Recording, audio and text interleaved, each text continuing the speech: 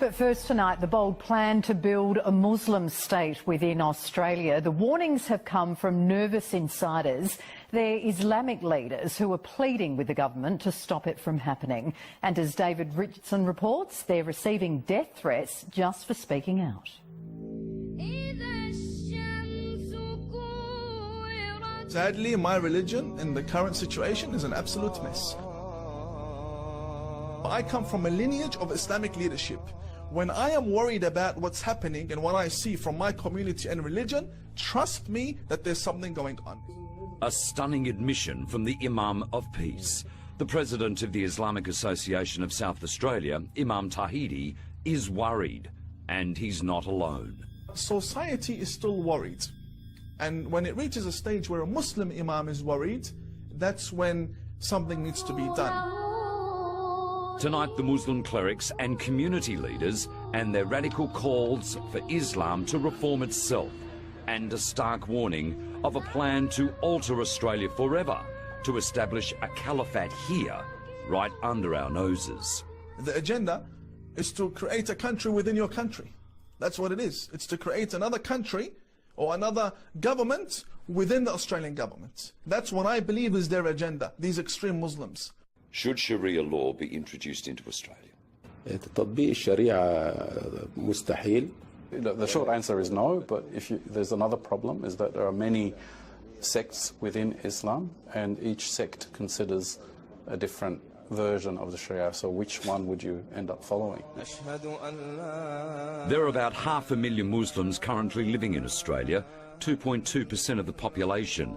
But according to some, there are plans to massively change those figures. There's a movement in Australia to increase the population of the Muslims. Imam Tawhidi believes it's happening now, a plan to build a nation inside our nation. So a Muslim community wants to buy an estate, name the streets Islamic names.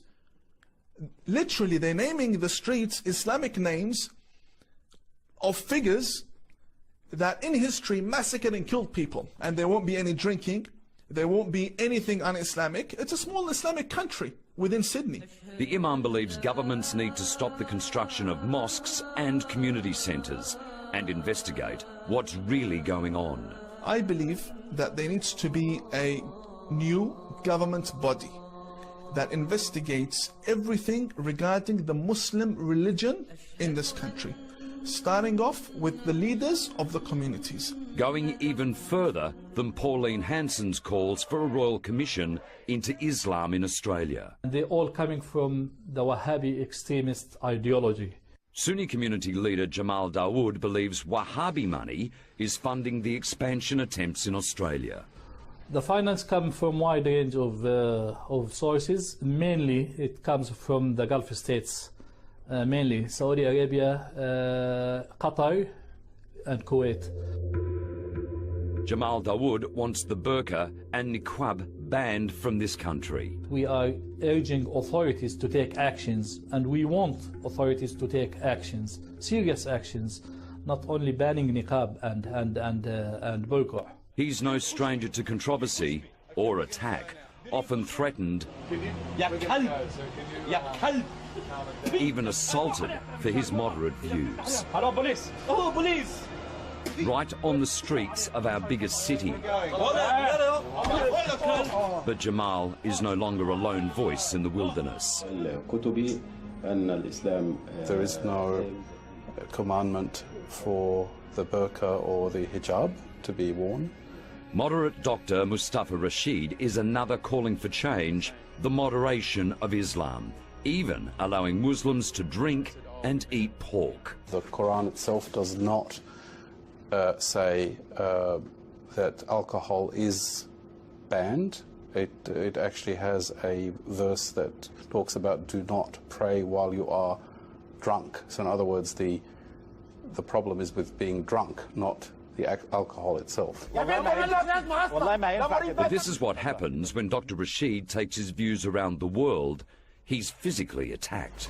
هو ده يعني أنا ما تخيلتش إنه يحصل إنه وأنا حاليا في الاتحاد اللي أنا برأت شرط. There's about 700 scholars around the world who agree with him, and they are trying with their own resources. They're not being funded by anybody, but they're trying with their own resources to publish the fact that a lot of the heritage of Islamic heritage is actually false. But for their trouble, all three of these men are now subject to ISIS calls for their executions. That's hardly new to them. I have received so many threats in my life that it's become something normal, to the point that if I don't receive a death threat, I'm surprised. Why didn't I get a death threat today? What happened? They must be busy with something else. They're busy perhaps trying to ban other things. While trying to shut down the debate, Wahhabi preachers are at the same time railing against everything. From Pokemon Go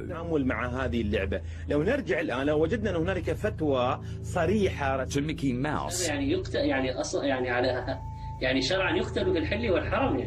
and Tom and Jerry.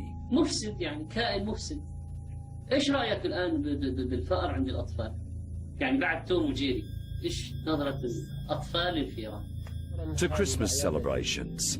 يقيمها هؤلاء الكفر من يهود ونصارى هي أعياد باطلة مخالفة لشريعة الله عز وجل. And same-sex marriage. وهذه تأتي في ذروة سنام قبح وشناعة الفواحش.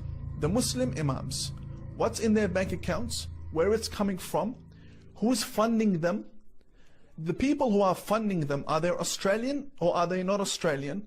Are there non-Australian government agendas?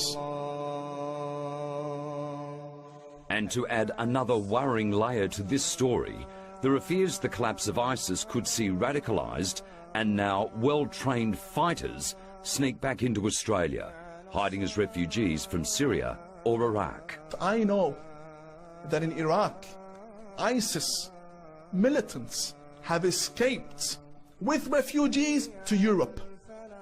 I know. And they do that by covering up. Some of them even dress as women. And they flee the country along with the many people who are seeking a better life. Things need to be very clear when it comes to Islam in this country. Otherwise, I'd have to tell the government in 10, 20 years from now, I told you in 2017 that this was going to happen.